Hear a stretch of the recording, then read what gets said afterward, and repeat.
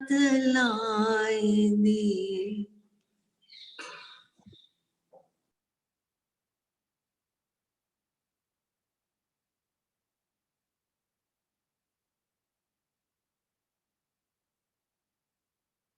Hello जी,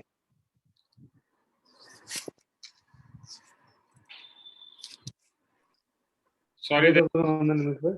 जय सद्गुरुदेव वंदन, जय सद्गुरुदेव वंदन। Actually there was a problem, there is a problem. जय सद्गुरुदेव वंदन। जय सद्गुरुदेव वंदन, जय सद्गुरुदेव वंदन। Anyway, I am able to connect because my phone पूरा hang हो गया। Thank you sir, thank you very much.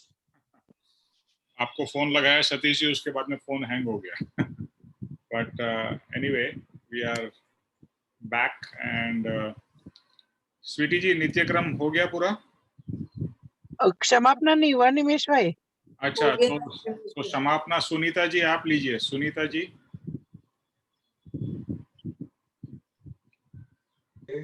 जय सद्गुरुदेव वंदन निमेश भाई। आज मेरी तबीयत ठीक नहीं है निमेश भाई, मैं बोल नहीं पाऊंगी। कोई बात नहीं, मैं सुन सकती हूँ पर बोलने में थोड़ी प्रॉब्लम हो रही है मुझे। अच्छा। शिखा को बोला, शिखा। शिखा को लेना है। जय सद्गुरुदेव वंदन निमेश भाई। जय जी हाँ। बिल्कुल बिल्कुल, मैं शुरू करती हूँ। हाँ जी। हे प्रभु, मैं बहुत भूल गया। मैंने आपके अमूल्य वचनों को ध्यान में नहीं लिया नहीं। आपके कहे हुए अनुपम तत्वों को मैंने विचार किया नहीं। आपके प्रणीत किए हुए उत्तम शील का सेवन किया नहीं। आपकी कही हुई दया, शांति, क्षमा और पवित्रता को मैंने पहचाना नहीं। हे भगवान, मैं भूला भटका, घूमा फिरा और अनंत संसार की विडंबनाओं में पड़ा हूँ। मैं पापी हूँ। मैं बहुत मदोन्मत्त और कर्म रज से मलिन हूँ। हे परमात्मा, आपके कहे हुए तत्वों के बिना मेरा मोक्ष नहीं। मैं निरंतर प्रपंच में पड़ा हूँ, अज्ञान से अंध हुआ हूँ। मुझ में विवेक शक्ति नहीं है और मैं मूढ़ हूँ। मैं निराश्रित हूँ, अनाथ हूँ। निरागी परमात्मा मन, मैं अब आपके धर्म की और आपके मुनियों की शरण लेता हूँ। मेरे अपराधों का क्षय होकर मैं उन सब पापों से मुक्त हूँ, यह मेरी अभिलाषा है। पूर्वकृत पापों का मैं अब पश्चाताप करता हूँ। ज्यों-ज्यों मैं सूक्ष्म विचार से गहरा उतरता हूँ, त्यों-त्यों आपके तत्वों के चमत्कार मेरे स्वरूप का प्रकाश करते हैं। आप निरागी, निर्विकारी, सच्चिदानंद स्वरूप, सहजानंदी, अनंत ज्ञानी, अनंतदर्शी और त्रिलोक्य प्रकाशक हैं। मैं मात्र अपने हित के लिए आपकी साक्षी में क्षमा चाहता हूँ। एक पल भी आपके कहे हुए तत्वों की शंका न हो। आपके बताए हुए मार्गों में अहोरात्र मैं रहूं, यही मेरी आकांक्षा और वृत्ति हो। हे सर्वज्ञ भगवान, आपसे मैं विशेष क्या कहूँ? आपसे कुछ अज्ञात नहीं है। मात्र पश्चाताप से मैं कर्म जन्य पाप की क्षमा चाहता हूँ। ओम शांति शांति शांति। जय सद्गुरुदेव वंदन। जय सद्गुरुदेव। Okay, so very nice to see everybody here and काफी समय के बाद में ये हमारा सेशन हो रहा है। तो पूज्य पापा जी से बात हुई थी और उन्होंने कहा था कि जो आत्मसिद्धि वगैरह है वो काफ़ी हाई लेवल की है। वो लगभग 10 साल का अगर अभ्यास हो उसके बाद में ही आत्मसिद्धि समझ में आएगी। तो उन्होंने कहा है कि बेसिक से स्टार्ट करना है और बेसिक में सहज आत्मस्वरूप परम गुरु आज्ञा भक्ति जो है वहाँ से हमें शुरू करना है।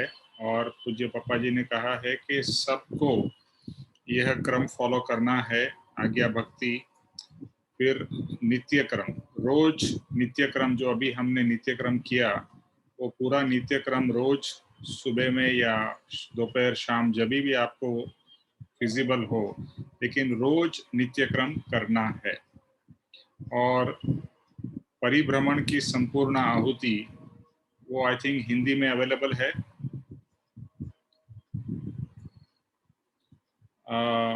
परिभ्रमण की संपूर्ण आहुति आई थिंक हिंदी में अवेलेबल है ना? हाँ जी, हाँ, हिंदी में अवेलेबल है मैम। हाँ, ओके। अवेलेबल है। हाँ, तो जब भी हम मंगलाचरण पे आएंगे तो परिभ्रमण की संपूर्ण आहुति हम लोग हिंदी में करेंगे। तो आज का जो टॉपिक है वो है आज्ञा भक्ति।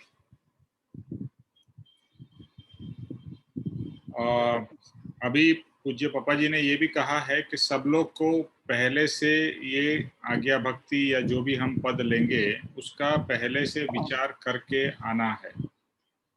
ओके, तो जो निमेश भाई, तो फिर आप ये ज्ञान सभा पे डालिए ना, पहले से डाल देते तो क्या लोग नए लोग ज्वाइन कर सकते थे। मैंने डाल दिया था। नहीं, ये मेंशन नहीं किया था आपने कि आप नित्य क्रम से वापस से शुरू कर रहे हैं। New commerce can really understand very well what is this नित्य क्रम। हाँ, ठीक है, आप डाल देना, नेक्स्ट टाइम से वो लोग ज्वाइन कर सकेंगे। और दूसरा शकुन, ये अपना हर्ष मैं बात करती, पूछती मैं क्या हाँ, करती। she was very keen to join the सत्संग, आप उनसे बात कर लीजिए। तो आज का टॉपिक है आज्ञा भक्ति।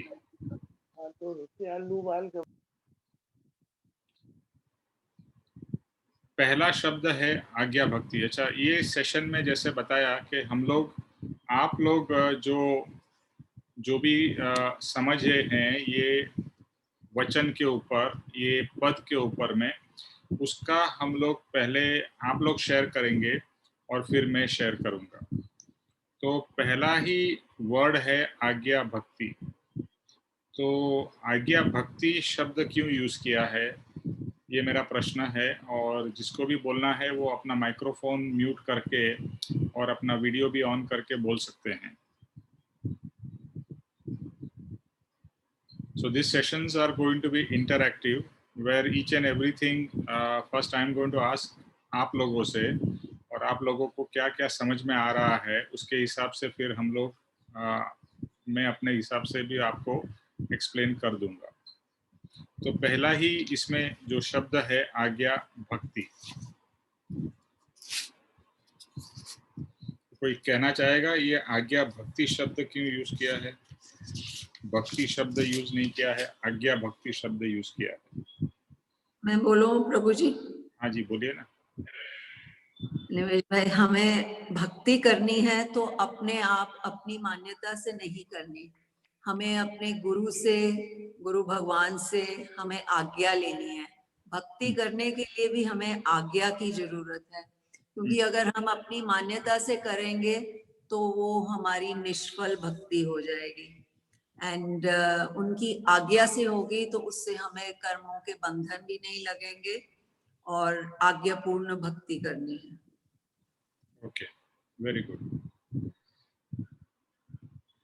तो हर्षदी इज जॉइनिंग। ओके,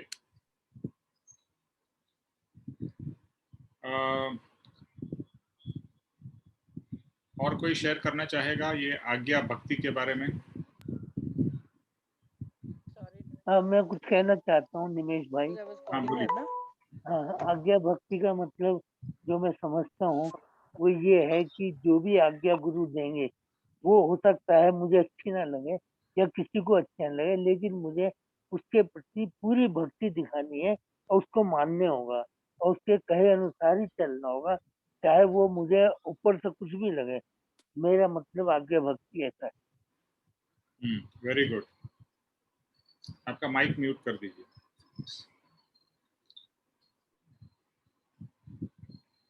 ओके, तो हर एक वचन पे हम दो लोग, कोई भी दो लोग शेयर कर सकते। हाँ, बोलिए शकुन। क्वेश्चन आपका क्या था? मैंने रिपीट कर, मैंने सुना नहीं, हो रहा हर्ष जी को कॉलिंग कर रही थी। हाँ, कोई बात नहीं। आज्ञा भक्ति शब्द जो है ये हम जो कर रहे हैं उसको आज्ञा भक्ति कहते हैं। तो आज्ञा भक्ति शब्द क्यों लिया है वो प्रश्न था। अच्छा, इसीलिए था ना कि आज्ञा भक्ति पहले तो हम लोग भी नहीं जानते थे ये आज्ञा भक्ति क्या होती है, लेकिन इस सत्संग में ज्ञान आने के बाद हम लोगों को पता चला कि हम जो भी करते हैं वो अपनी मति बुद्धि से करते हैं, तो वो सही नहीं होता है। अगर हम प्रभु की शरण में आके जैसे अपने आप को सरेंडर करके अगर उनसे आज्ञा लेते हैं कि अब जो भी आप जो आपका ये बोध हमको मिलेगा तो वो आपका आपने जैसा समझा है तो वो हमें उसी प्रकार वो ज्ञान मिले, और उसके लिए हम आज्ञा लेते हैं क्या हम उस पात्रता के लायक हम बने ताकि हम लोग उनसे उनकी शरण में आने के बाद उनकी आज्ञा से हम लोग वो पूरा प्रॉपर्ली पा सके। ओके, ठीक है, हम आगे बढ़ते हैं। सुरेश, आपका जो नेक्स्ट पॉइंट पे है उसके ऊपर आपको चांस मिलेगा। ठीक है। आज्ञा भक्ति, आज्ञा प्लस भक्ति, आज्ञा का आराधन वही भक्ति है। आज्ञा का आराधन मतलब जो सद्गुरु से हमें आज्ञा मिलती है वही भक्ति है। जैसे अभी पापा जी ने कहा है कि सब लोगों को रोज नित्यक्रम करना है, लेकिन पोपट के जैसे नहीं करना है। समझ के, उसका मीनिंग समझ के वह आज्ञा का आराधन यानी वो भक्ति नित्यक्रम होगा तो उसका फल मिलेगा।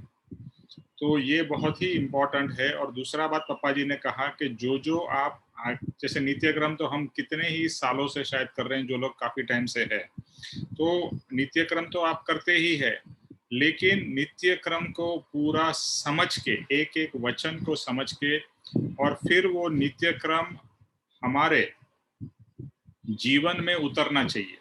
पापा जी ने कहा कि वह चारित्र में आना चाहिए।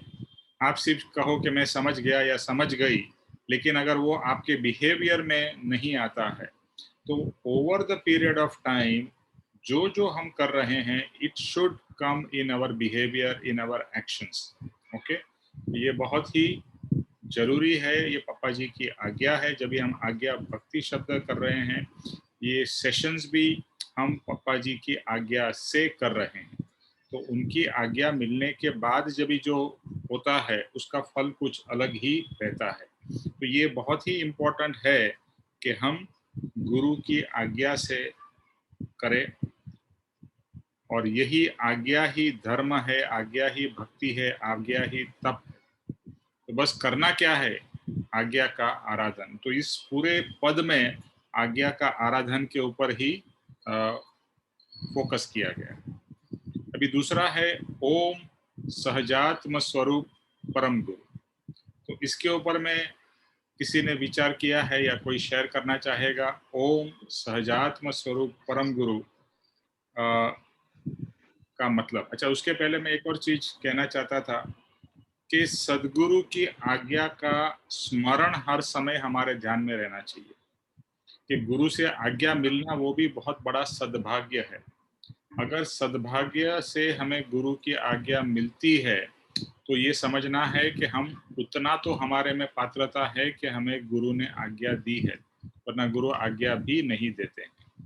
तो उनकी आज्ञा का स्मरण और उनकी आज्ञा का पालन ये बहुत ही इम्पोर्टेंट है। ओके, तो अभी जो नेक्स्ट है ओम सहजात्म स्वरूप परम गुरु। सुरेश, आप इस पे कुछ कहना चाहते हो? जय सद्गुरु वंदन सभी को।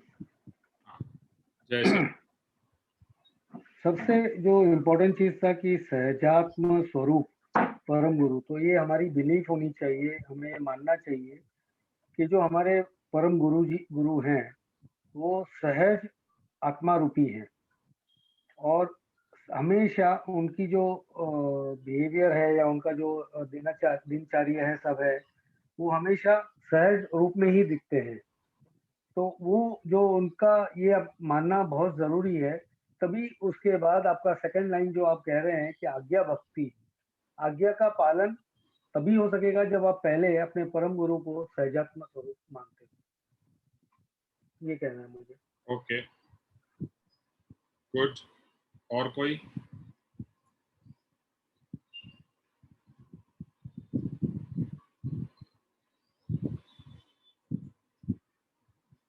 सहजात्म स्वरूप परम गुरु। ओम सहजात्म स्वरूप परम गुरु। जिसको भी थोड़ा भी समझ में आता है आप शेयर कर सकते हैं। ये फॉर्मेट फ्यूचर के लिए भी रहेगा। आप जो जो पद है उसके बारे में आप खुद भी नोट्स बना के आइए और उसके ऊपर में फिर हम लोग एक एक वचन को लेना है। एक एक वचन वो एक पूरा हार के जैसा है, जैसा सोने का हार होता है ना, ऐसे ये ज्ञान का हार है। एक एक वचन वो एक एक इम्पोर्टेंट बीड है। तो सहजात्म स्वरूप परम गुरु पे कोई कहना चाहेगा? और एवरी वचन के ऊपर में एटलीस्ट 2 जन कहेंगे तो बहुत अच्छा रहेगा।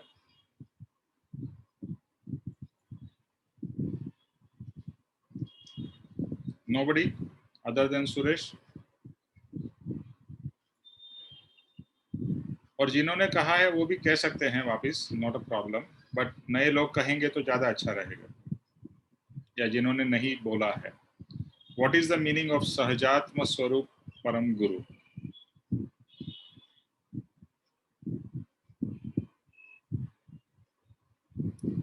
ज्योतिष भाई? हाँ जी, सदगुरुदेव जय श्री हाँ, सदगुरुदेवन। हाँ बोलिए हर्ष।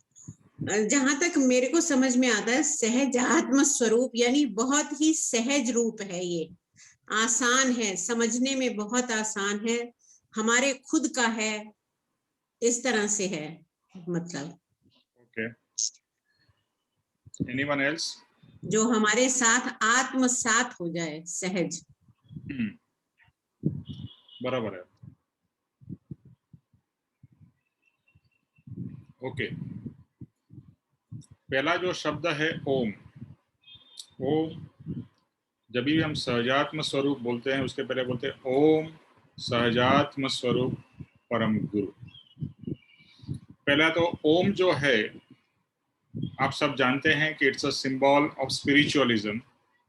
ओम is a symbol of atma. ओम आत्मा भी डिनोट करता है, परमात्मा भी डिनोट करता है, और ओमकार ओम की जो ध्वनि है वो आत्मा को जागृत करती है।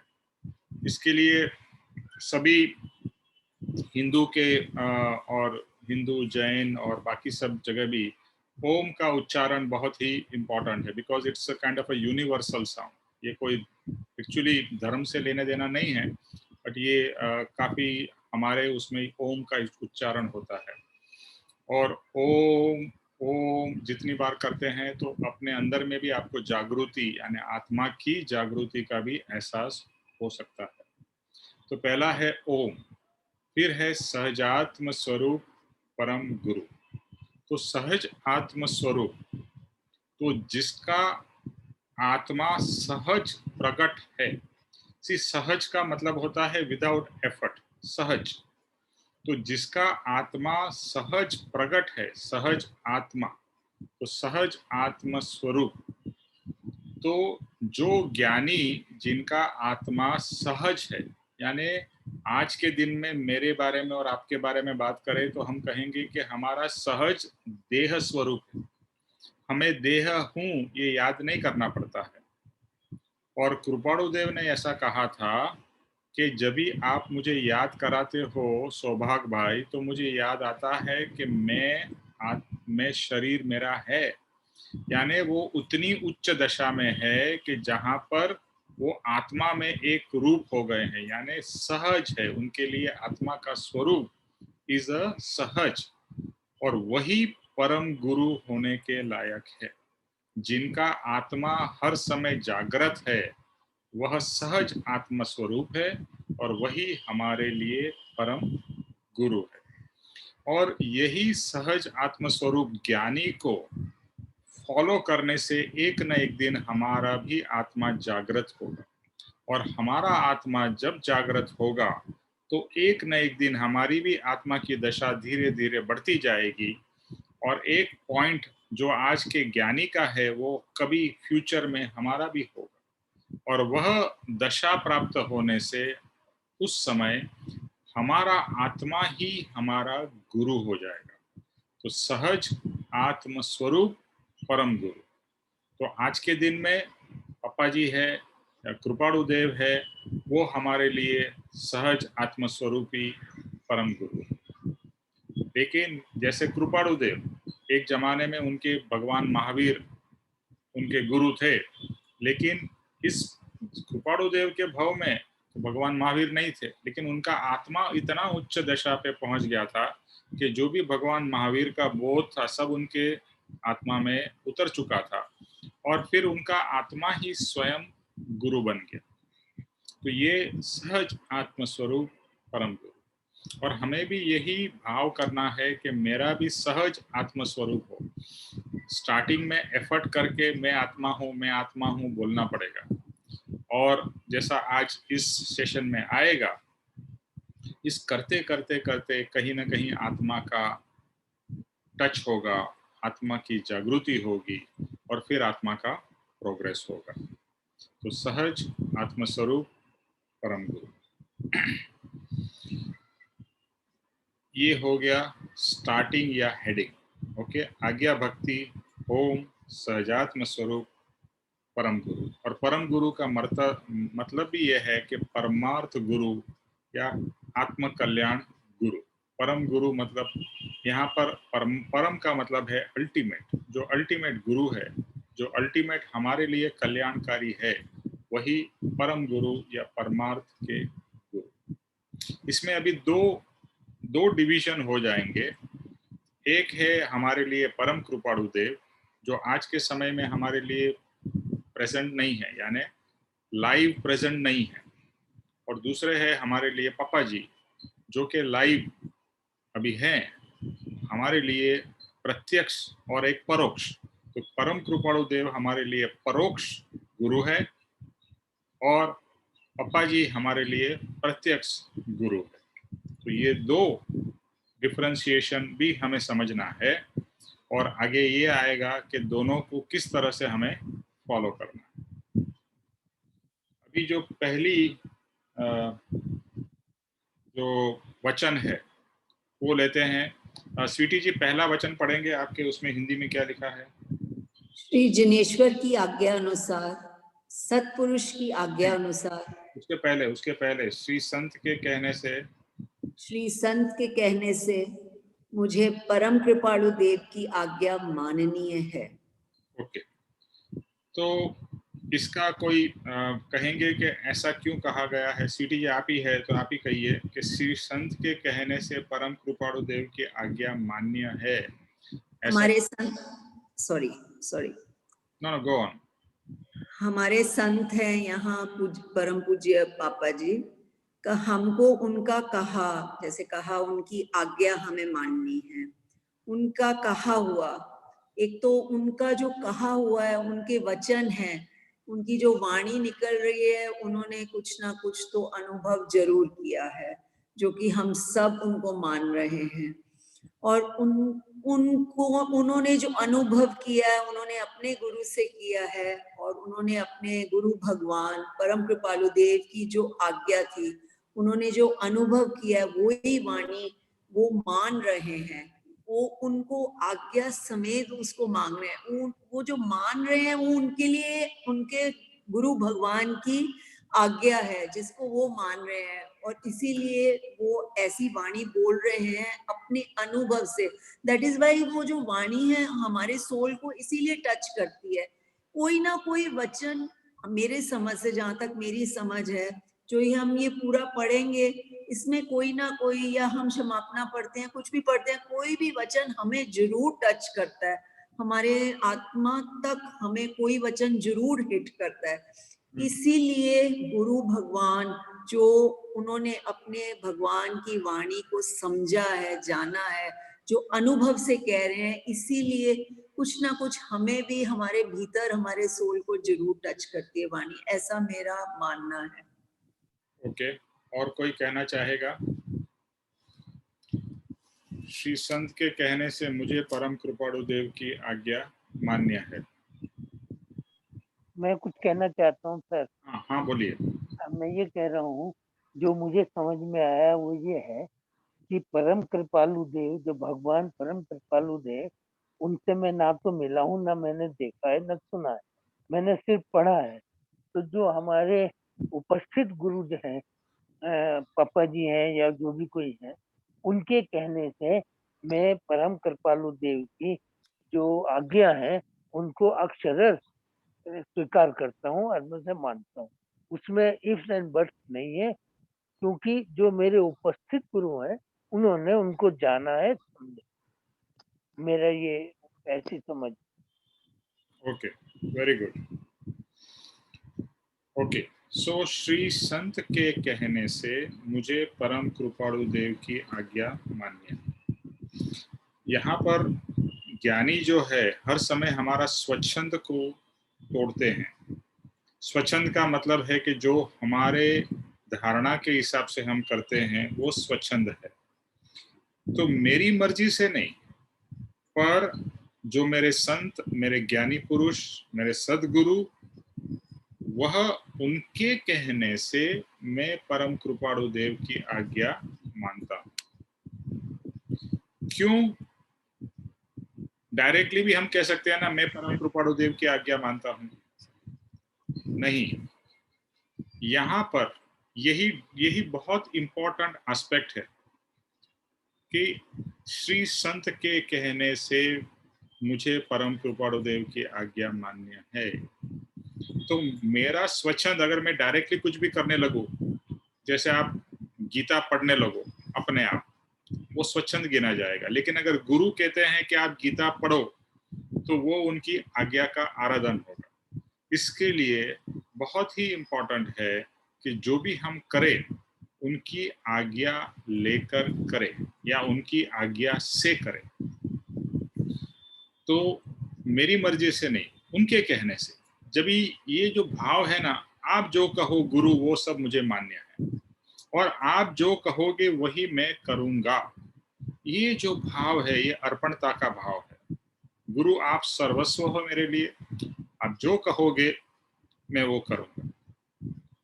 आपने कहा परम कृपाणु देव की आज्ञा मानो, इसके लिए मैं परम कृपाणु देव की आज्ञा मान रहा हूं।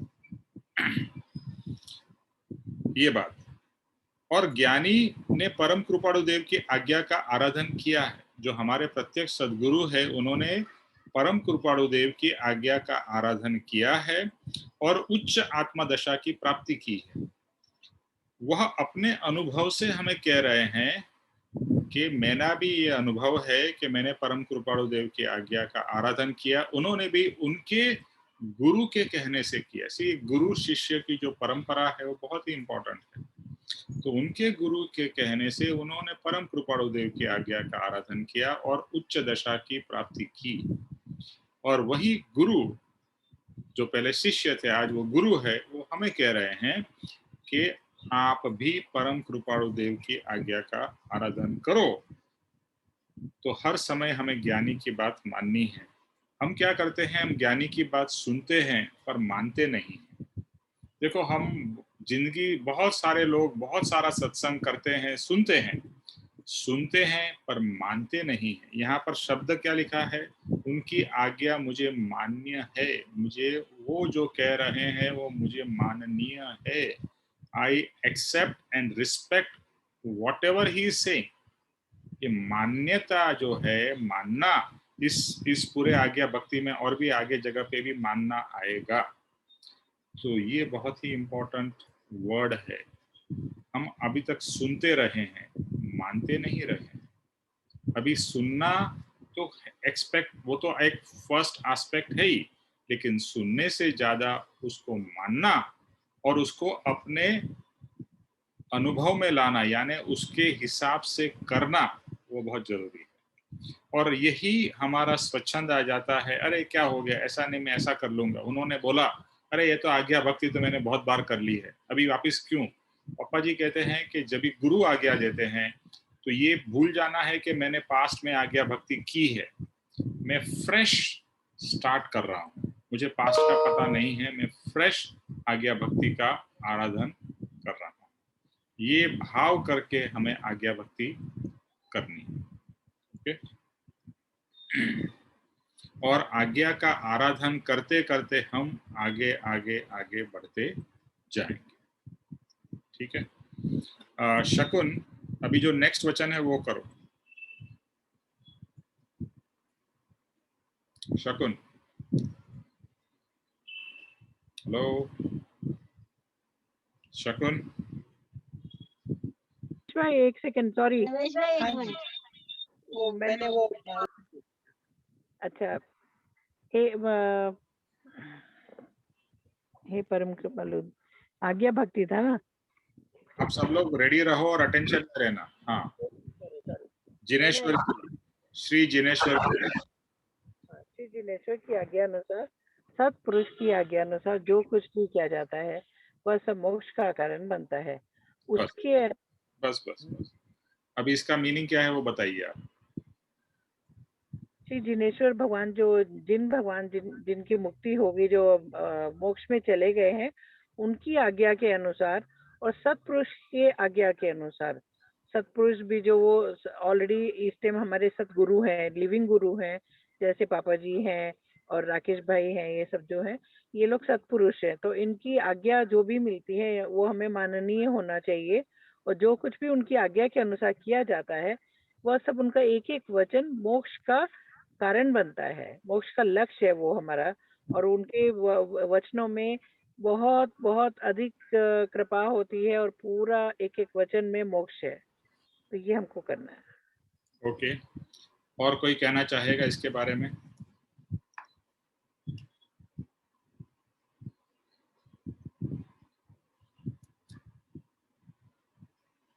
कम ऑन, ये सब तो आप लोग काफी टाइमों से कर रहे हो, तो सबको ये पता ही होगा। हाँ शिखा।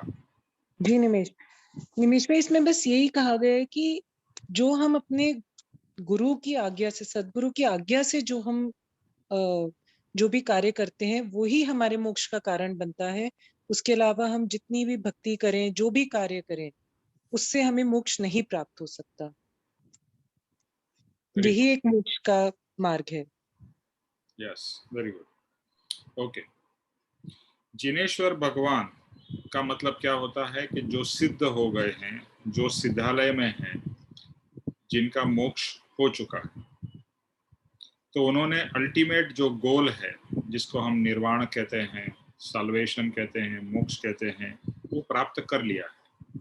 तो he has reached the ultimate goal जो हम लोग अभी स्ट्राइव कर रहे हैं। तो उनकी आज्ञा से, देखो यहाँ भी फिर से आज्ञा शब्द आ रहा है। ओके, तो आज्ञा, ये इसका हेडिंग ही बराबर दिया है, आज्ञा भक्ति। आज्ञा और भक्ति, ये दो शब्द के ऊपर ही पूरा ये पद है।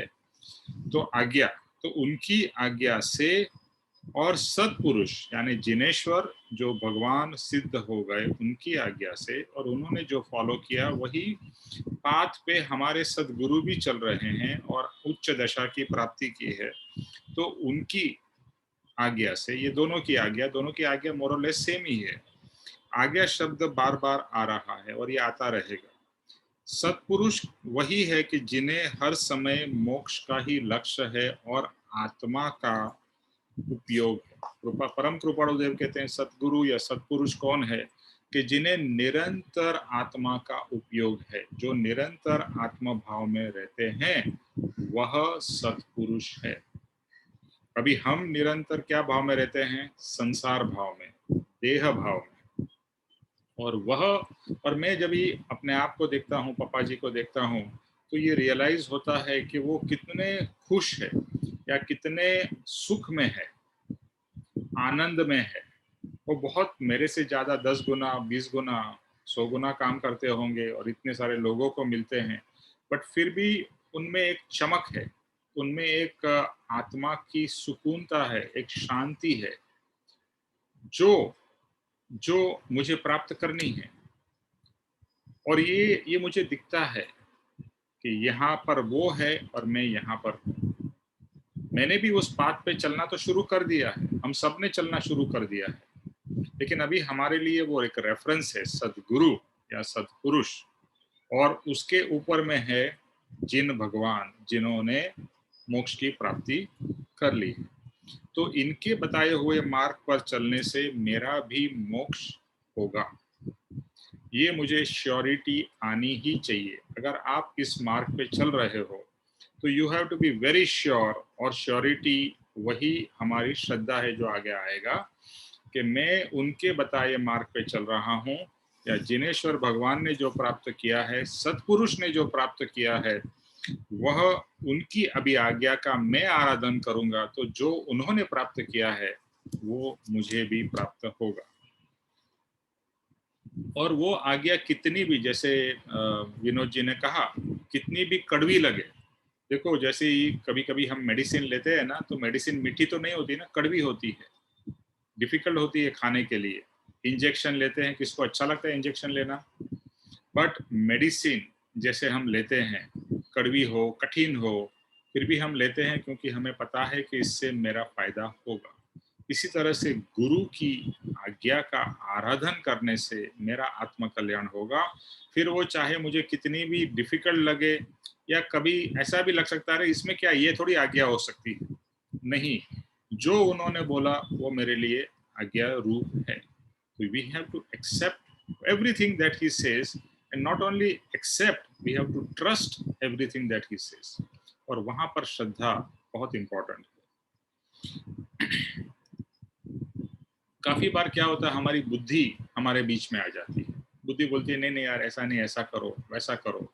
सो we try to cut short, और या हम, गुरु ने बताया ऐसा जाओ, हम थोड़ा टेढ़ा जाते हैं, ऐसा जाते हैं, और सोचते हैं हमारा प्रोग्रेस क्यों नहीं हो रहा। अभी ये पापा जी ने हमको आज्ञा दी है कि ये बेसिक से हमें क्या करना है।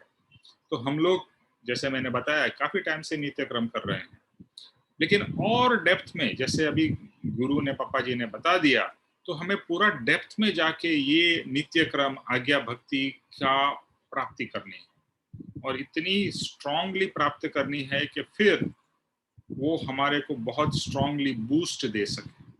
देखो हम सबका गोल यही है कि हमें आत्मा के मार्ग पे प्रोग्रेस करना है और आत्मा की प्राप्ति करनी है, आत्मा का साक्षात्कार करना है। तो उनकी आज्ञा से, जिनेश्वर की आज्ञा से, सतपुरुष की आज्ञा से, देखो यहाँ पर हर समय दूसरे की बात आ रही है कि आपकी आज्ञा से, आपकी आज्ञा से। मेरी जो है वहां पर मेरा पना जो है वो निकालना है। और जिनेश्वर की आज्ञा की फॉलो करने के लिए हमें प्रत्यक्ष सद्गुरु लगेंगे, क्योंकि जिनेश्वर की आज्ञा तो बहुत सारी है, या कोई भी भगवान की जो आज्ञा होती है वो बहुत सारी होती है। अभी उसमें से मुझे कौन सी फॉलो करनी है? सब तो एक साथ में मैं फॉलो नहीं कर सकता हूँ। पहले कौन सी फॉलो करनी है, कब तक फॉलो करनी है, कब उसको स्टॉप करना है। देखो हर एक चीज को करनी भी है at the right time, and at the right time you have to stop it also. ऐसा नहीं कि वो करते ही जाना है, करते ही जाना है। हाँ करना है, लेकिन उनकी आज्ञा का आराधन, और उसके अंदर में बहुत सारे स्टेप्स होते हैं, और हर एक स्टेप के लिए हमें प्रत्यक्ष ज्ञानी पुरुष की जरूरत पड़ेगी, और प्रत्यक्ष ज्ञानी पुरुष ही हमें सच्चा मार्ग बताएंगे। तो इसलिए वेरी वेरी इंपॉर्टेंट है कि प्रत्यक्ष ज्ञानी पुरुष का गाइडेंस फॉलो करते करते हमें आगे बढ़ना है।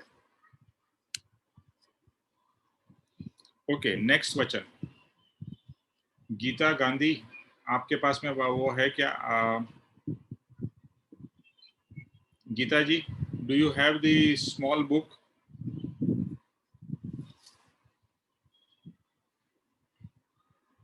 ओके, ज्योतिष भाई आप अगला वचन पढ़ेंगे।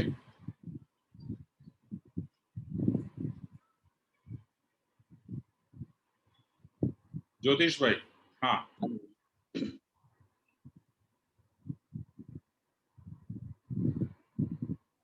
हेलो। सब लोग अपने साथ में अपनी ये छोटी वाली बुक रखिए, बिकॉज हम उसी बुक में से ईच एंड एवरी वचन को लेके आगे बढ़ेंगे।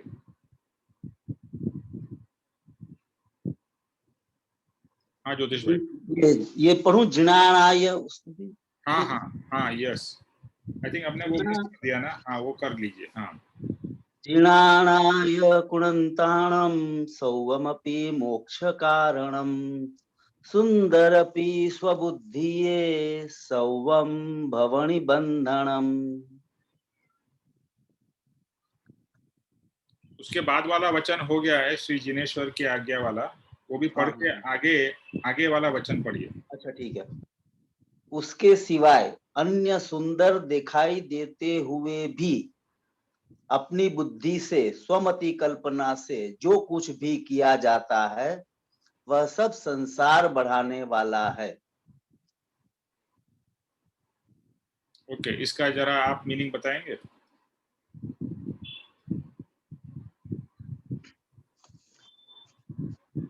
सद्गुरु ने जो कहा उसको ऊपर विचार ही नहीं करना है, और उन्होंने जो कहा है उसी के हिसाब से हम अपना आज्ञा का पालन करेंगे तो कर्म बंधन नहीं होता है। और उसके ऑपोजिट में संसार की प्रक्रिया, प्रोसेस, या जो हम उसमें इन्वॉल्व हो जाते हैं, तो वो उसके हिसाब से हम जो भी काम करते हैं, जो भी क्रिया करते हैं, जो भी भाव करते हैं, वो हमको कई बार अच्छे भी लगते हैं, बहुत सुंदर भी दिखाई देते हैं कि अरे अच्छा हो रहा है, अच्छा हो रहा है, हमको बहुत अच्छा लग रहा है। मतलब अपनी बुद्धि से हम सोचते हैं कि बहुत अच्छा है, या हम उसके हिसाब से हम सोचते हैं कि ये अच्छा है या ये बुरा है। वो सभी कर्म बंधन का कारण होता है और उससे संसार ही बढ़ता है, संसार कम नहीं होता है। Okay, anyone else? कर्म बढ़ते हैं ना? हाँ जी, यानी कि संसार के कर्म बढ़ते हैं। वो संसार बढ़ना मतलब सब लोग सोचेंगे, कुछ नए लोग ना ऐसे सोचेंगे कि संसार बढ़ना किसको बोलते हैं, तो संसार में मतलब जो हम क्रिया करते हैं उसमें हमारे कर्म बंधन बढ़ते हैं, राइट? या हाँ, आप एक्सप्लेन करिए, कोई बात नहीं, आप बताइए आप क्या बताना चाहते हैं, थोड़ा और खुल के बताइए। नहीं निमेश भाई, वो जैसे उन्होंने बताया ना अभी कि संसार बढ़ाने वाला है, सुंदर दिखाई देते हुए भी अपनी बुद्धि से, सहमति, कल्पना से जो कुछ भी किया जाता है वो सब संसार बढ़ाने वाला है। तो वो तो ठीक है कि अपनी बुद्धि से जो जो भी हम विचार करते हैं कि ये अच्छा होगा और इसमें ये अच्छा नहीं होगा, तो ये तो हमारी अपनी बुद्धि है। तो और ये कुछ जो हमें सुंदर दिखाई देता है, अभी तो हमें ये मालूम है ये सुंदर और ये सुंदर नहीं है, ये डिफरेंशिएट भी हम लोग करते हैं, तो इसका मतलब हमारे अंदर संभाव नहीं है। तो ये सब संभाव में लाने के लिए हमारे पास अभी तो बहुत ऊंची स्थिति चाहिए, वो हमारे बिना गुरु के, बिना संतों के नहीं आ सकती। और इसके कारण मैं बोली, जैसे उन्होंने बताया कि हमको संसार हम लोग ऐसे बढ़ाते ही रहते हैं, हम कभी भी आगे नहीं बढ़ पाते बिना गुरु की आज्ञा के, अगर हम कुछ भी करते हैं तो उसमें हम लोग जो है कर्म बंधन ही बांधते रहते हैं, वो संसार ही बढ़ता रहता है। इसलिए हम लोगों को संतों की और गुरु की आज्ञा माननी होना चाहिए, फिर अपनी बुद्धि को पूरा त्याग देना चाहिए। उसकी बिल्कुल जरूरत नहीं है कि हम अपनी बुद्धि लगाएं वहां पर। Okay, good. उसके सिवाय अन्य सुंदर दिखाई देते हुए भी अपनी बुद्धि से, स्वमति कल्पना से जो जो करने में आता है वह सब संसार बढ़ाने वाला है। आप सबको पता है मोह और माया, और मोह और माया से सब चीज बहुत अच्छी लगती है। ओके, जो भी चीज हमें इस पूरे ब्रह्मांड में बहुत सुंदर लगती है, काफी चीजें है सुंदर और अच्छी लगती है, काफी चीजें इज लाइक एन इल्यूशन, और उसमें हम मोहित हो जाते हैं। जैसे किसी को देखा बहुत सुंदर है और हम मोहित हो जाते हैं, अरे कितना ब्यूटीफुल है, कितना है, और हम उस मोह में डूब जाते हैं। तो हर एक जगह पे मोह और माया पूरे जगत में है, और वो हमें हर समय फंसाती रहती है, ये मोह और माया, और हमें लगता है कि जो हम कर रहे हैं वो बराबर कर रहे हैं। ओके, तो लेकिन ये जो मोह और माया के वजह से जो हम करते हैं उससे हमारा क्या होता है, हमारा कर्म बंधन होता है। और जैसे शकुन ने कहा, संसार के कर्म हमारे बंधन होते हैं। देखो, एक है संसार, दूसरा है मोक्ष।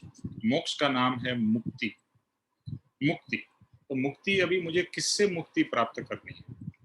तो ये जो हम संसार में डूबे हुए हैं, संसार में फंसे हुए हैं, और संसार में फंसना, या जो मेरा फेवरेट जो कृपाणुदेव का वचन है वो ये है कि इस संसार में सुख तो क्या, सुख की छाया भी नहीं है, और हम वही संसार को बढ़ाने में लगे हुए हैं जिसमें सुख नहीं है।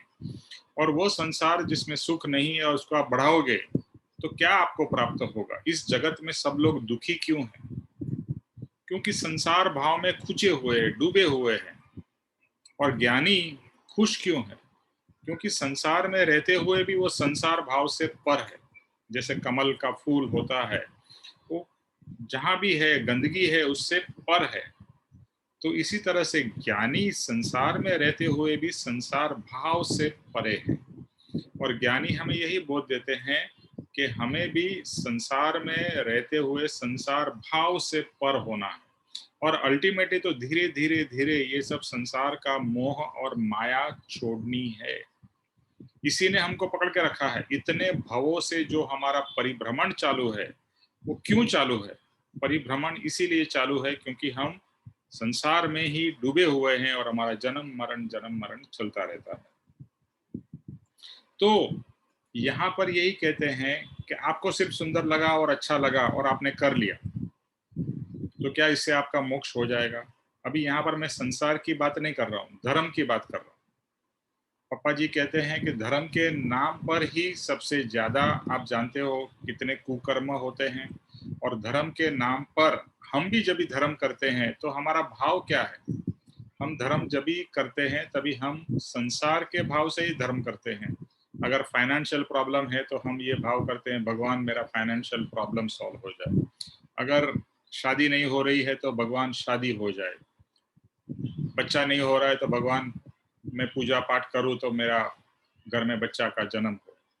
तो संसार के भाव से ही आज तक हमने धर्म किया है और धर्म अपने हिसाब से किया है। जैसे कृपाणुदेव कहते हैं अपने घर में जो धर्म की प्रथा चली आ रही थी वो भी हमने ब्लाइंडली फॉलो करना शुरू कर दिया। तो जो भी हम कर रहे थे वो बाप दादा के जन्माने से चला आ रहा है और हम करते जा रहे हैं। हम क्यों कर रहे हैं काफी बार ये भी पता नहीं होता है, बस एक क्रिया कर रहे हैं। दूसरी बात ये है कि जब भी हम अपने हिसाब से धर्म की भी क्रिया करते हैं तो उसमें भी कर्म बंधन कर बैठते हैं, क्योंकि धर्म क्या है वो पता ही नहीं है। हम समझते हैं कि भगवान की पूजा करना वो धर्म है, गीता या कोई वचनामृत पढ़ना वो धर्म है। यस, वो धर्म की क्रिया है बट वो धर्म नहीं है। और अपने हिसाब से आपने कर लिया, फिर से बात वही आएगी कि अपने हिसाब से आपने गीता पढ़ ली, अपने हिसाब से आपने वचनामृत या रामचरितमानस पढ़ लिया, उससे थोड़ा फायदा होगा लेकिन ज्यादा नुकसान होगा। क्यों नुकसान होगा? जैसे कोई छोटे बच्चे को आप पीएचडी की बुक दे दो और वो अक्षर पढ़ सकता है ए बी ए पे वट एवर इट इज, लेकिन क्या उससे उसका कल्याण होगा? शायद अकल्याण होगा, बिकॉज एट दैट स्टेज उसके लिए कौन सी बुक, एबीसीडी वाली बुक जरूरी है। तो अपनी मति कल्पना से जो भी सुंदर दिखाई देता है, जो अच्छा लगता है, वह करने से एक्चुअली आपका मोक्ष नहीं होगा, आपका अकल्याण होगा। यहाँ पर ये बताना चाहते हैं। और हमारा संसार भाव बढ़ेगा, हमारा संसार बढ़ेगा, और संसार बढ़ेगा यानी हमारा दुख दर्द बढ़ेगा ही। और हमें तो संसार को धीरे धीरे कम करते जाना है, यानी संसार में जितने हम डूबे हुए हैं उसमें से कैसे बाहर निकल सके, ये हमें हर समय सोचना है। इसका मतलब संसार को छोड़ के भागने की बात नहीं हो रही है, लेकिन जितना हम ओवर इन्वॉल्व है उसमें से हम किससे स्टेप बाय स्टेप उसमें से कम कम इन्वॉल्व होके आत्मा का आराधन कर सके। क्यों संसार से, संसार भाव के वजह से क्या होता है, हमारे पास में आत्मा आराधन के लिए टाइम ही नहीं होता है, सत्संग के लिए टाइम नहीं है, क्योंकि हम संसार की उलझनों में पड़े हुए हैं और वो संसार हमें छोड़ ही नहीं रहा है और हम संसार को नहीं छोड़ रहे। इसीलिए यहाँ कहा कि अपनी मति कल्पना से आप जो भी करोगे उससे आपका और उलझन बढ़ेगी, आपका संसार बढ़ेगा, आपका कर्म बढ़ेगा, आपके दुख बढ़ेंगे। और ज्ञानी की आज्ञा से करोगे तो उसका रिवर्स होगा, आपका आत्मा पवित्र होता जाएगा, कर्म बंधन कम होते जाएंगे, जो संसार के जो दुख जिसमें अभी आप फंसे हुए हो वो दुख की मात्रा भी कम होगी, क्योंकि उसमें आप जितना डीप इन्वॉल्व हो कम कम इन्वॉल्व होने लगोगे। तो ये सब कारणों से यहाँ पर कहा है कि उसके सिवाय, यानी जो ज्ञानी और जिनेश्वर भगवान ने कहा उसके सिवाय अगर आप अपने ही हिसाब से अपनी गाड़ी चलाओगे तो एक्सीडेंट हो जाएगा। जैसे किसी को ड्राइविंग ना आती हो और वो ड्राइविंग करने लगे तो क्या होगा, या और किसी को मारेगा या खुद मर जाएगा, किसी का हाथ पांव तोड़ देगा। तो इसी तरह से ज्ञानी की गाइडेंस में अगर आप गाड़ी का एग्जांपल ले तो जो एक्सपीरियंस ड्राइवर है उसके गाइडेंस में आप गाड़ी चलाओगे तो अच्छी तरह चला सकोगे। हाँ, एक स्टेज आ जाने के बाद में आपकी गाइड की जरूरत नहीं है, बट वहां तो ये तो मैंने सिंपल एग्जांपल दिया ड्राइविंग का। ये तो परमार्थ का मार्ग है। परमार्थ के मार्ग में तो आपको बहुत लंबे समय तक और ऑलमोस्ट टिल द एंड ज्ञानी की, सदगुरु की गाइडेंस की जरूरत पड़ेगी। आप कितने भी साल से इस मार्ग में क्यों ना हो, आपको रियलाइज होगा कि अभी तो मैं बहुत मंजिल मेरी दूर है, एंड आई स्टिल रिक्वायर सत्पुरुष या ज्ञानी पुरुष। ओके ओके, नेक्स्ट वचन कौन पढ़ना चाहेगा? अच्छा, दूसरा, इसके पहले आप पढ़ो एक चीज जो पापा जी बार बार कहते हैं कि आज तक हमने क्या किया है, जो हमें अच्छा लगा वही किया है, बराबर है? तो ये प्रश्न होगा कि आज तक मेरा मोक्ष क्यों नहीं हुआ? और पापा जी बार बार कहते हैं क्योंकि हमने जो अपने को अच्छा लगा या दूसरे को अच्छा लगाने के लिए हमने किया, यानी धर्म भी हमने वैसा ही किया, और उसके कारण आज तक हमारा मोक्ष हुआ नहीं। और अभी अगर हमें रियलाइज होगा कि हमने अपनी इच्छा से जो भी किया या अपनी मन मर्जी से जो भी किया उसके कारण मेरा मोक्ष हुआ नहीं है। देखो, द वेरी फैक्ट कि हम सब लोग अभी इस भव चक्र में हैं, हम सब लोग जो आज ऑनलाइन है और भी जितने सारे लोग हैं जिनका मोक्ष नहीं हुआ है, तो कुछ तो रीजन होगा ना। उसका मेन रीजन यही है कि हमने अपने स्वच्छंद से, अपने हिसाब से ही धर्म की क्रियाएं और धर्म के अनुष्ठान किए, ज्ञानी की आज्ञा से नहीं किए, या उनकी आज्ञा का आराधन किया तो उसको भी तोड़ मरोड़ के अपने सहूलियत के हिसाब से उनकी आज्ञा का आराधन किया। और पापा जी कहते हैं ज्ञानी की बात आपको गलत भी लगे, लेकिन यही मानना कि ज्ञानी की बात 100% सही है, और आप गलत आपको जो लगती है लेकिन उन्होंने जो कही है उस मार्ग पे आप चलोगे या उस डायरेक्शन में आप जाओगे, अवश्य आपका कल्याण। ओके, नेक्स्ट कौन पढ़ना चाहेगा? सुरेश, नेक्स्ट वचन पढ़ो तो।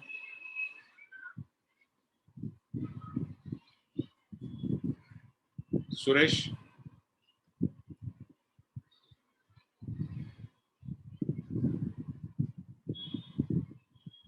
Suresh is there? No, Suresh Kedia, आपका माइक म्यूट है।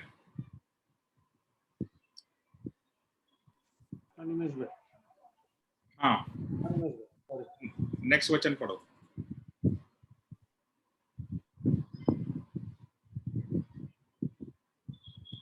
हेलो, निमेश भाई, फ्रीक्वेंसी का कुछ प्रॉब्लम चल रहा है, आवाज आ रही मेरी?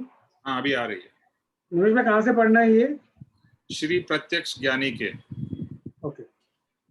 श्री प्रत्यक्ष ज्ञानी के कहने से मेरी मति कल्पना का त्याग करके मैं श्रीमद् राजचंद्र परमात्मा को सच्चे मोक्ष मार्ग समझने वाले और अनन्य शरण देने वाले ऐसा जानकर और मानकर मैं श्रीमद् राजचंद्र परमात्मा की भक्ति और आश्रय ग्रहण करता हूँ। ओके, इसमें आपको क्या समझ में आता है वो बताइए। निमेश भाई, पहला तो सबसे इम्पोर्टेंट चीज जो मैं बताया गया था कि आप इन जनरल स्टेटमेंट नहीं डाल सकते कि श्री ज्ञानी प्रत्यक्ष। अगर हम पापा जी को ये करते हुए, एम में करते हुए, मतलब हमारा पापा जी अगर एम है, तो हमेशा जब भी मैं आज्ञा भक्ति पढ़ता हूँ तो मैं इसमें आगे एक प्रत्यक्ष ऐड किया कि हमारे जो ज्ञानी हैं, क्योंकि हम कृपाणु देव के साथ कि उनकी बताए हुए मार्ग पे चल सकते, पर रहा तो हमें पापा जी ही दिखाएंगे। तो मैंने ये मानता हूँ कि प्रत्यक्ष का जो असर आता है, ज्ञानी के जो वचन का पालन करे, आज्ञा की पालन करे, तो आई थिंक उसका इफेक्ट ज्यादा रहता है। और जब हम मति कल्पना कहते हैं तो मति कल्पना मतलब मैं आज क्या समझ रहा हूँ, मैं पास्ट में क्या एक्सपीरियंस हुए, मेरे पास्ट एक्सपीरियंस के बेस पे मैं आज क्या समझ रहा हूँ। वो होता है कि मेरी जो भी मान्यता है, मेरी जो भी मैं बिलीफ है, मेरे जो भी मेरे पूर्वजों ने या मेरे माता पिता ने जो मुझे बताया कि आपको ऐसा ही करना है, आपको ऐसे ही पूजा करनी है, ऐसे ही आपको ये भगवान माननी है, आपको ऐसा बिहेवियर करना है समाज में, तो उन सब मान्यताओं का त्याग करते हुए अगर मैं श्रीमद् राजचंद्र परमात्मा की बताई हुए और श्री प्रत्यक्ष पूज्य बाबा जी के बताए हुए मार्ग पर या उनकी आज्ञा से चलता हूँ, तो मेरी जो जर्नी है बहुत इजी और थोड़ा फास्ट हो जाएगा, क्विक हो जाएगा। ये मेरी समझ है। Okay, anyone else?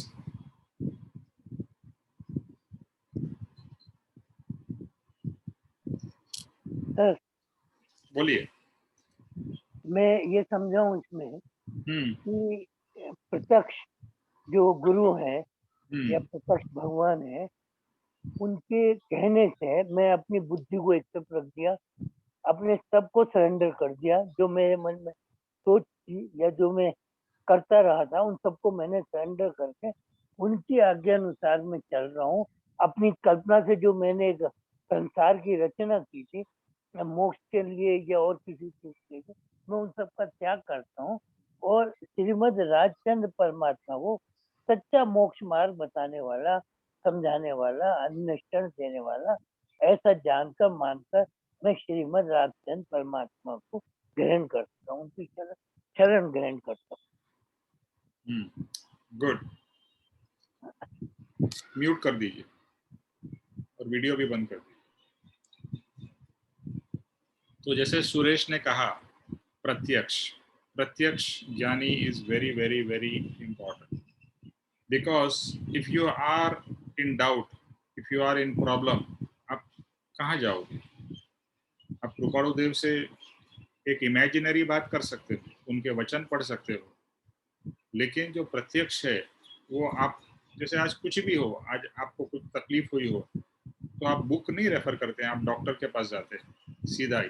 भले बुखार भी आया हो तो आप कभी कभी कुछ दवाई ले लेते हैं, बट अगर बुखार दवाई से भी ठीक नहीं हुआ तो आप डॉक्टर के पास ही जाते हैं। तो कहने की बात यह है कि जो एक्सपर्ट है और जो प्रत्यक्ष है, जो हमारा इमीडिएट रिस्पॉन्स हमें जो चाहिए, जो हमारा सॉल्यूशन चाहिए, जो बताने वाला है वो है प्रत्यक्ष। यहाँ पर इसीलिए वर्ड है प्रत्यक्ष ज्ञानी के कहने से। और मेरी मति कल्पना, ये मति कल्पना जो है ना, ये बहुत हमारे को हैरान करती है, क्योंकि हमेशा हमें लगता है कि अरे मुझे तो आ गया, मुझे तो पता है। जैसे अगर मैं इस मार्ग में कुछ समय से हो तो मुझे लगा रहा है मुझे तो सब पता चल गया, मैं आत्मा के बारे में जान गया, इसके बारे में जान गया, बट वो मेरी मति कल्पना है। जब तक रियल में वो चीजों की प्राप्ति नहीं होती है तब तक वो सब कल्पना ही है, isn't it? जब तक आपको कोई चीज की प्राप्ति नहीं हुई है, इट इज ओनली इमेजिनेशन। आपने बुक में पढ़ा, आपने यहाँ सुना, इसके बारे में, आत्मा के बारे में 10 जन से सुन लिया, बट फिर भी वो आपकी एक इमेजिनेशन ही होगी। और एक बार जब भी प्रत्यक्ष सत्पुरुष से आपका कनेक्शन हो जाता है, that connection is very important. Okay, जब तक प्रत्यक्ष सत्पुरुष से कनेक्शन नहीं होगा तब तक फ्लो नहीं शुरू होगा, वरना आप यहाँ और वो वहाँ ऐसा ही रहेंगे। तो प्रत्यक्ष सद्गुरु के कहने से मैं मेरी मति कल्पना को साइड में रख देता हूँ। बुद्धि का इस्तेमाल करना है, लेकिन किसके लिए? कि उनकी आज्ञा को फॉलो करने में बुद्धि का इस्तेमाल करना है। हम बुद्धि का इस्तेमाल अपने हिसाब से करने में लगा देते हैं, और हमें उनको क्यों फॉलो करना है? कोई बुद्धिशाली व्यक्ति बोलेगा अरे मैं क्यों किसको फॉलो करूं? फॉलो इसलिए करना है क्योंकि उन्होंने प्राप्त कर लिया और तूने प्राप्त नहीं किया है अब तक। तो जिसने जो चीज प्राप्त कर ली है, उन्होंने प्राप्त की है, उनके गुरु ने प्राप्त की है, उनके भगवान ने प्राप्त की है, सबने प्राप्त कर ली है, और तूने तो कुछ प्राप्त किया नहीं है। तो तुझे भी अगर प्राप्त करना है तो वो जो कर रहे हैं, वो जो बता रहे हैं, तो वो फॉलो कर। कभी कभी लोगों को लगता है अरे ये तो क्या हो गया, ये तो स्लेवरी है। कुछ इंटेलिजेंट जो लोग होते हैं ऐसा सोचते हैं, अरे मेरी भी तो बुद्धि है, तेरी बुद्धि के कारण ही तो भटक रहा है। जब तक बुद्धि सरेंडर नहीं करेगा, जैसे विनोद जी ने कहा, सरेंडर में ये ईगो जो है, ईगो को सरेंडर करना, ego will not allow you to surrender. Ego हमेशा बोलेगा अरे मैं क्यों इनको फॉलो करूं, मैं क्यों इनको वंदन करूं। हमेशा आपका ईगो आपको ये करने से रोकेगा।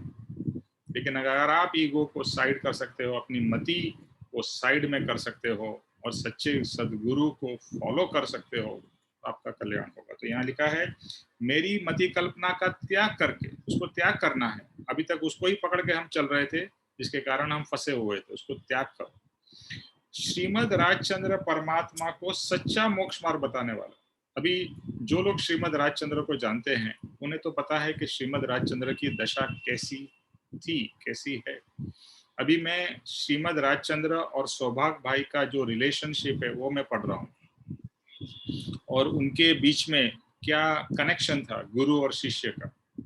तो श्रीमद राजचंद्र तो यंग थे और सौभाग्य भाई उनसे उम्र में डबल, मोर देन डबल थे। फिर भी सौभाग्य भाई ने श्रीमद राजचंद्र को गुरु माना, और हर समय वो लिखते हैं कि बस मुझे आपका समागम चाहिए, मैं आपके ही बारे में सोचता हूँ। हर समय श्रीमद राजचंद्र के बारे में ही, मतलब उनका पूरा जो अस्तित्व था वो श्रीमदमय हो चुका था। और इसीलिए परम कृपाणु देव ने उनका सिर्फ समागम देखिए, हम सबको समझना है कि श्रीमद राजचंद्र का और सौभाग्य भाई का समागम यानी interaction was only for 7 years। 7 years। अगर आप मुझे पूछो तो मैं 20 साल से इस मार्ग में हूँ, या कोई 25 साल से होगा, कोई 10 साल से होगा, कोई 15 साल से होगा। लेकिन जो सौभाग्य भाई ने दशा प्राप्त की, क्या हमें वो वैसी दशा प्राप्त हुई है? ऑब्वियसली नहीं हुई है। तो उन्होंने इतने शॉर्ट टाइम में कैसे प्राप्त कर लिया? उसके 2-3 रीजन है। एक तो पूर्व का उनका कनेक्शन था, ऋणानुबंध था, लेकिन भक्ति इतनी अद्भुत थी कि आप जो बोलो वही, आप बोलो वही सत्य। मेरी बुद्धि सब हटाओ साइड में। व्हाटएवर सौभाग्य भाई के लिए परम कृपाणु देव भगवान, उन्होंने बोल दिया, बस खत्म बात। हर एक समय उनके लिए वही थे। एक बार एक इंसिडेंट है कि उनकी बेटी बीमार थी सौभाग्य भाई की, और वो चिंतित थे, और परम कृपाणु देव ने कहा चिंता मत करो, वो बीमारी, वो मतलब वहां उसके साथ में नहीं थी, वो और किधर थी उनकी बेटी, तो बोला कि वो ठीक हो जाएगी। बस इतना बात सुना और वो तो नाचने लगे। बस परम कृपाणु देव ने बोल दिया, बस now nothing to worry. End में, end of his life Saubhagya bhai का, वो इतने बीमार थे तो परम कृपाणु देव उन्हें कहते हैं चलो हम ईडर जाएंगे। हम लोग जो कुछ लोग हम ईडर गए थे, तो परम कृपाणु देव सौभाग्य भाई को at his and stage of his life, Saubhagya bhai का, उसे कहते हैं ईडर जाना है। यानी उनको जो बोध देना था, एंड का लास्ट बोध, वो उनको ईडर में ले जाके देना था।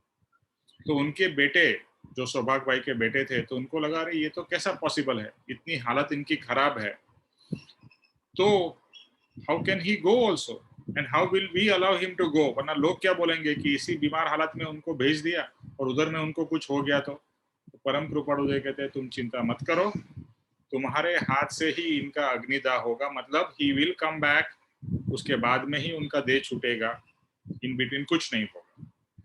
तो ये ज्ञानी पुरुष है, और सौभाग्य भाई को परम विश्वास, परम श्रद्धा, परम मीन्स अल्टीमेट जो शिष्य कहे जाते हैं, जो टॉप के शिष्य, उसमें से एक सौभाग्य भाई थे।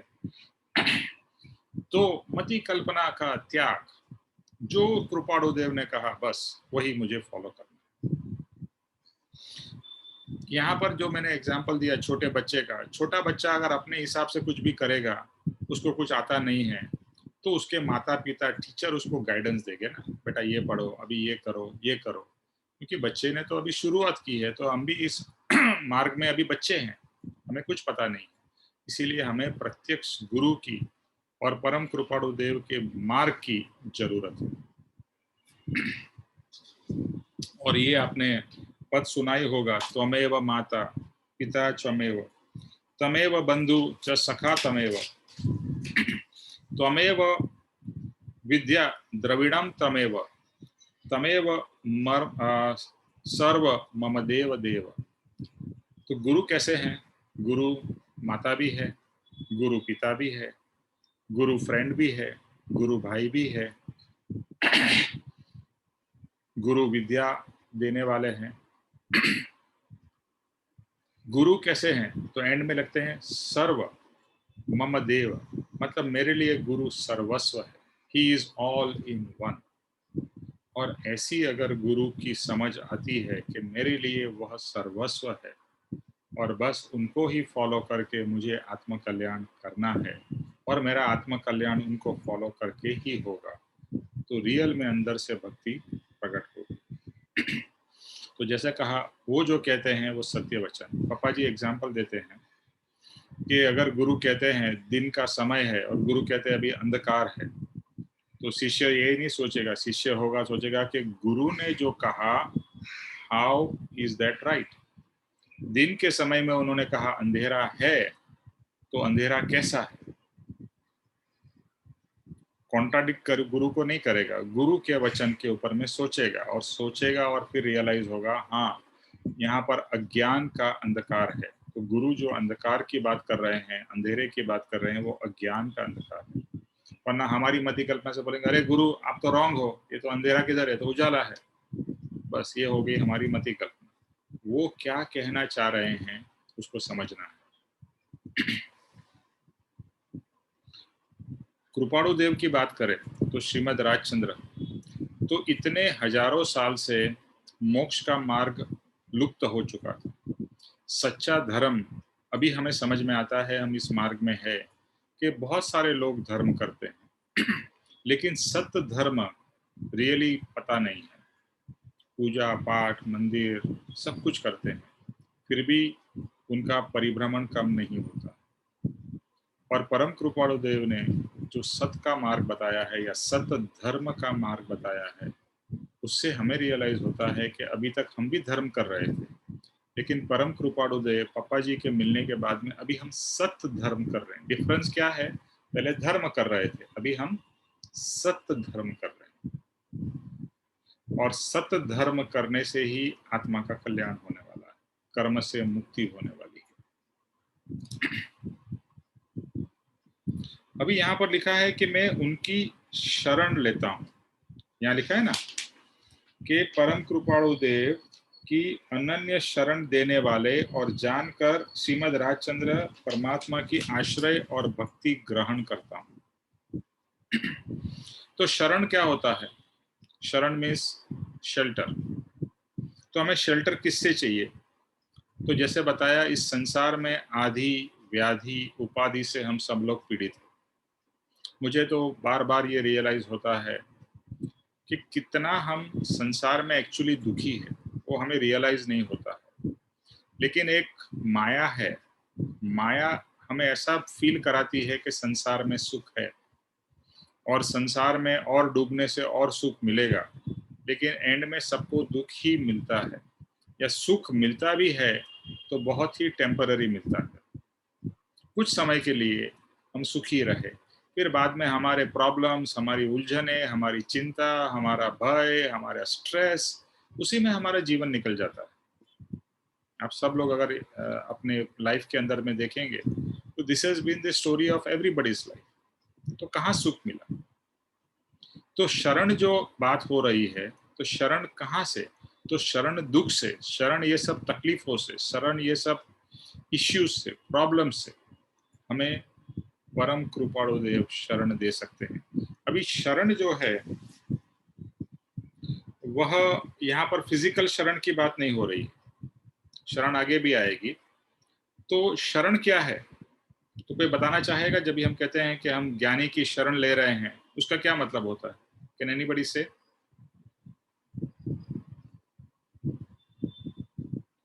कोई भी? हम लेते हैं ना ज्ञानी की शरण ले रहे हैं, तो क्या ज्ञानी की शरण के हम ज्ञानी के घर में तो नहीं जा रहे हैं? तो ज्ञानी की शरण लेना उसका क्या मतलब होता है? यहाँ लिखा है ना अनन्य शरण के देना, तो इसका क्या मतलब है अनन्य शरण? एनीवन? स्वीटी जी, शकुन, कोई भी? प्रभु हमारे हम उनकी शरण में है, मतलब हमने पहले तो उनके ऊपर हमने निश्चय कर लिया, हमारी दृढ़ता, हमने सरेंडर कर लिया और हमने उनको गुरु भगवान मान लिया, और हम जो वो कहते हैं उसको हम फॉलो करते गए और हम उनकी शरण में हैं। मतलब ही इज ऑल्सो एक्सेप्टिंग अस, मतलब वो हमें अपना शिष्य मान रहे हैं। Okay. Anyone else? पूर्ण रूप से आश्रय लेना।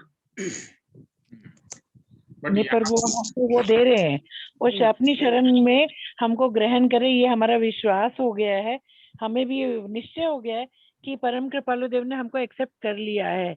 एक अंदर से अंतरात्मा की आवाज आती है ना, तो वो उस आवाज से अपने आप के विवेक बुद्धि में पहचानो कि वो वाकई में उन्होंने भी हमें एक्सेप्ट किया है या नहीं, उन्होंने अपनी शरण में हमें लिया या नहीं लिया। तो वो उन्होंने एक्सेप्ट किया है, एक अंदर से एक जो आवाज आती वही मानी जाएगी। ओके, हाँ विनोद जी।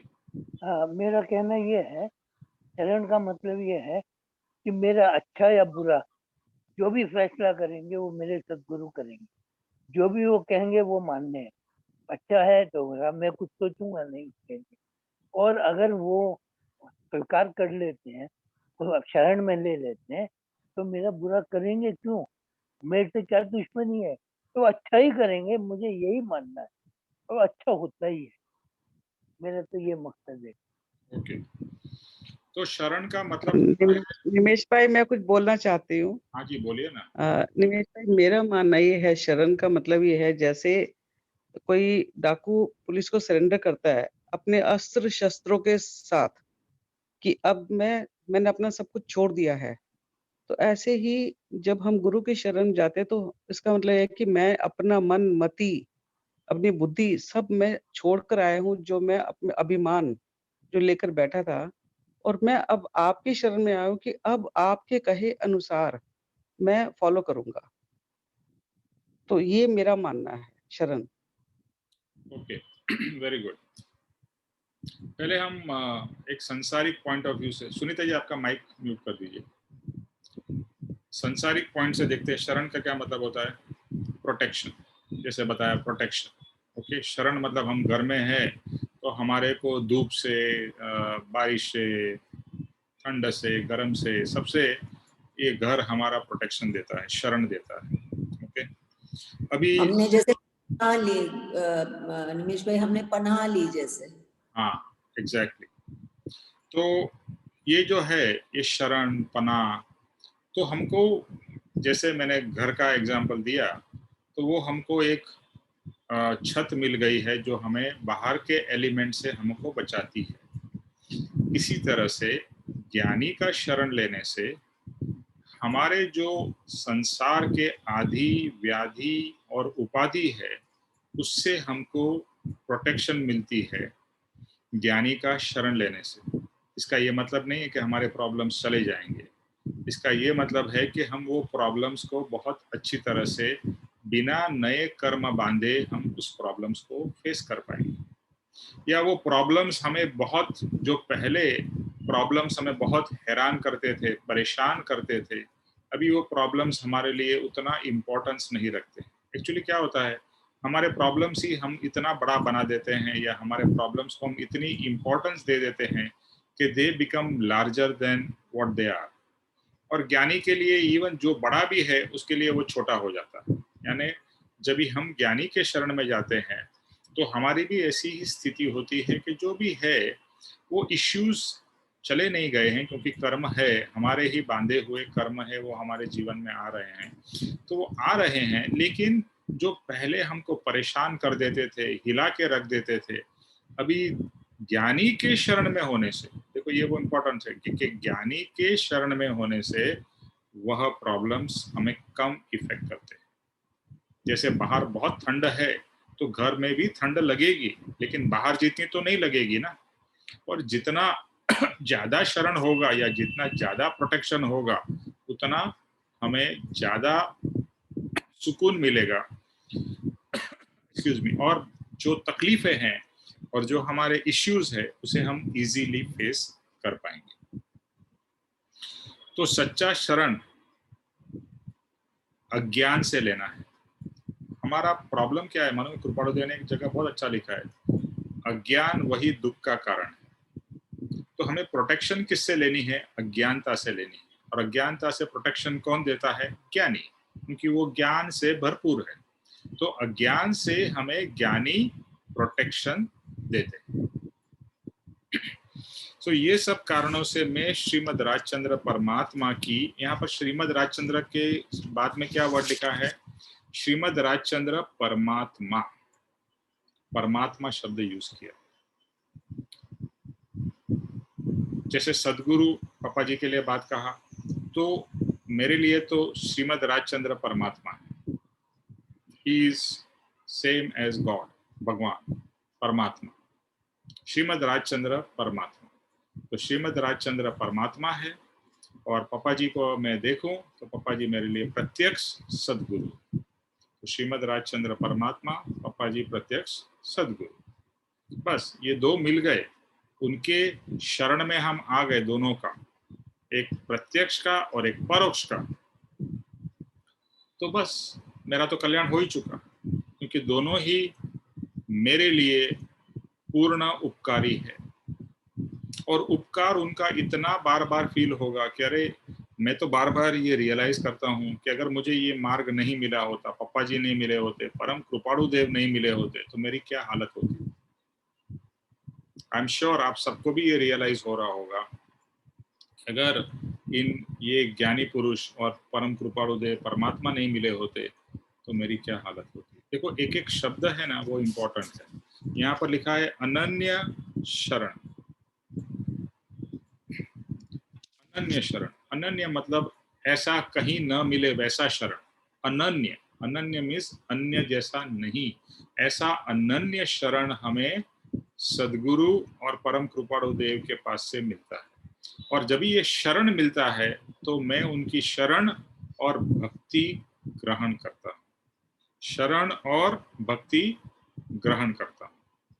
तो ये पार्ट है कि मुझे शरण मिली है, मुझे उन पर श्रद्धा है, जो आगे आएगा विश्वास, श्रद्धा एक्सेट्रा, प्रतीति, तो मुझे अभी मिल गए। मुझे अभी, मैं तो ये सोचता हूँ कि मेरे लिए इतना सद्भाग्य है कि दोनों मिल गए, प्रत्यक्ष भी मिल गए और परोक्ष भी मिल गए। कभी कभी होता है परोक्ष मिलते हैं बट प्रत्यक्ष नहीं मिलते हैं, कभी प्रत्यक्ष मिलते हैं परोक्ष ना मिले, तो हमें तो दोनों ही मिल गए। एक जो ऊपर एकदम परम कृपाणु देव का है तो केवल ज्ञान की दशा में है, और पप्पा जी जो काफी उच्च दशा में है, तो हमें दोनों ही मिल गए। और ये मार्ग मिल गया, सत्संग मिल गया, सत्संगी मिल गए, तो हमारा तो बहुत बहुत सद्भाग्य है।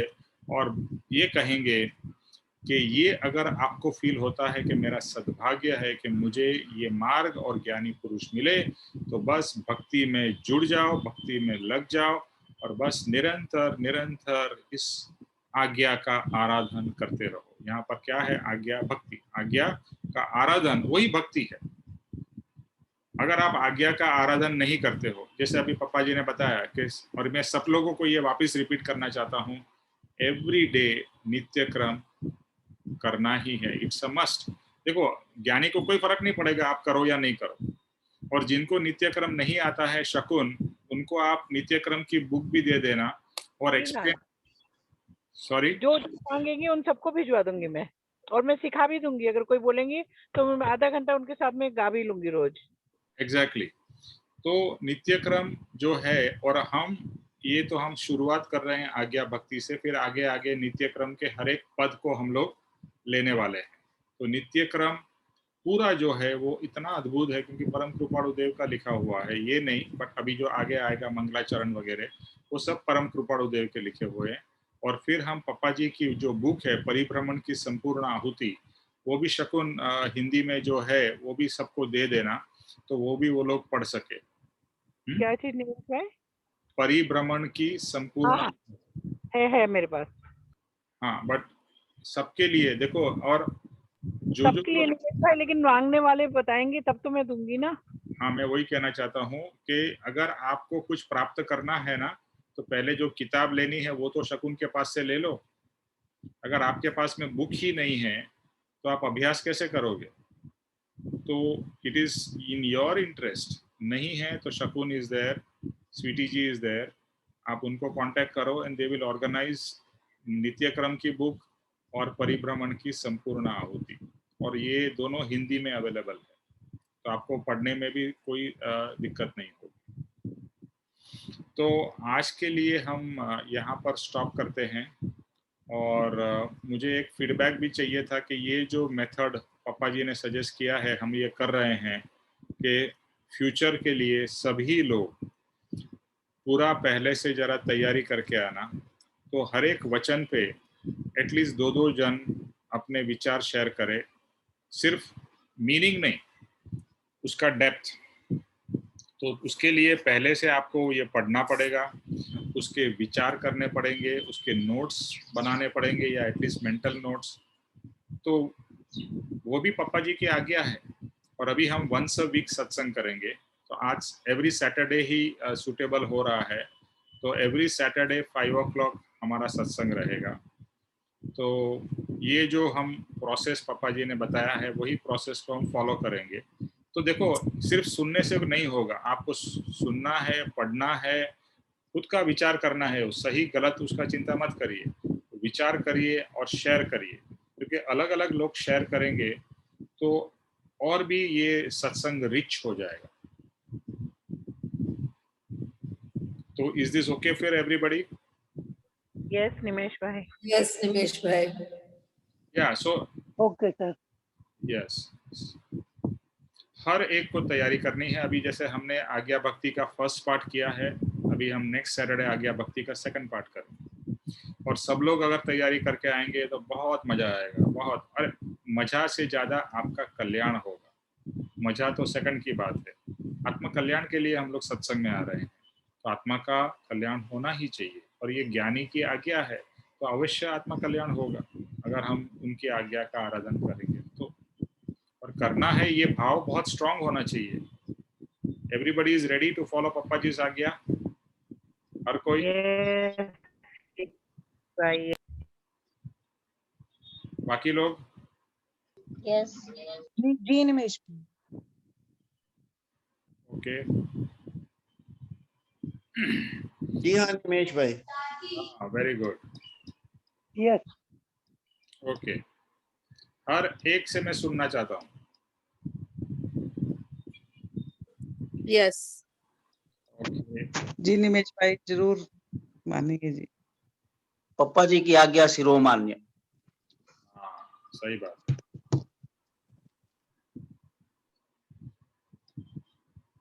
कौन बाकी रह गया? पापा जी की आज्ञा शिरोमान्य तो है ही सर, मुझे आपकी आज्ञा भी शिरोमान्य है, क्योंकि पापा जी आपके मुंह से बोल रहे हैं, यहाँ थोड़ी ना देखो। तो स्वीट, आपने विनोद भाई से बहुत बढ़िया बात बोली। बस हम पप्पा जी के फॉलोअर है और बस उनका ही फॉलो करते करते बहुत सारे लोगों ने प्रोग्रेस किया है, and we all will also progress. इतना श्रद्धा, इतना विश्वास and full faith, confidence. Okay, तो अभी हम अपना जय स्वरूप करते हैं। कौन करना चाहेगा जय स्वरूप? जिसने नहीं किया है, हर्ष जी आप करिए जय स्वरूप।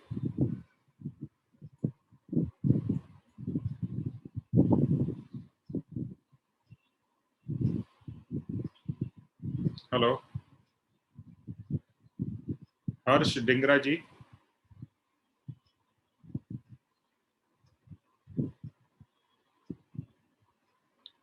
ओके, सतीश जी आप कर सकते हैं?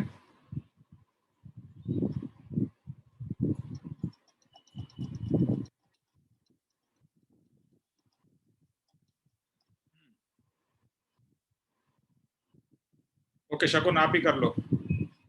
निमेश भाई बुक नहीं है मेरे पास अभी, ऑफिस घर जा। निमेश भाई शिखा से करवाइए, शिखा को प्रैक्टिस हो जाएगी। अच्छा चलो, शिखा शिखा शिखा शिखा आप करिए। जी, साथ जी। साथ करते हैं ताकि वो ट्यून आ जाएगी थोड़ी। आती है ना शिखा को? हाँ शिखा आप स्टार्ट करो। जी जी निमेश भाई। Better do it, Shakun. If she doesn't, then you can always guide her. जे स्वरूप समझाविना पाम्यो दुख अनंत, समझाव्यो ते पद नमो श्री सद्गुरु भगवन। परम पुरुष प्रभु सद्गुरु परम ज्ञान सुख धाम, जेने आप्यो भान निज तेने सदा प्रणाम। देह छता जेनी दशा वर्ते देहाती, जो ज्ञानी ना चरणमा हो वंदन अग्नि। हे कृपालु देव, जन जरा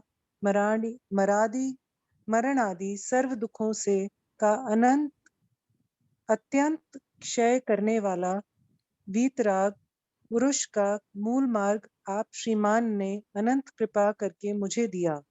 उस अनंत उपकार का प्रत्युपकार करने में मैं सर्वथा असमर्थ हूँ। फिर आप श्रीमान कुछ भी लेने में सर्वथा निस्पृह हैं, जिससे मैं मन वचन काया की एकाग्रता से आपके चरणाविंद में नमस्कार करता हूँ।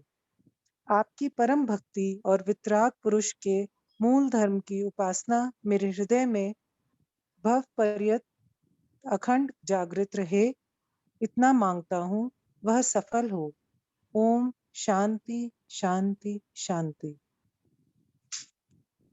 जय सतगुरु वंदन। त्रिलोक के नाथ की जय हो। सदगुरु देव की जय हो। परम कृपालु देव की जय हो। आज के आनंद की जय हो। सर्व मुमुक्षुओं के परमार्थ पुरुषार्थ की जय हो। विजय हो, विजय हो, सबका विजय हो। कल्याण हो, ज्ञानी की कृपा से सबका कल्याण हो। थैंक यू निमेश भाई। सविता जी, अपना हीरो किधर थैंक यू निमेश भाई। हीरो घर पे है, घर पे। है? घर पे है। अच्छा, थैंक यू निमेश भाई। Thank you, thank you. धन्यवाद। जय जय सद्गुरुदेव सद्गुरुदेव वंदन। जय सद्गुरुदेव वंदन। जय सद्गुरुदेव। जय सतगुरुदेव वंदन निमेश भाई। जय सद्गुरुदेव। Next Saturday we will meet 5 o'clock.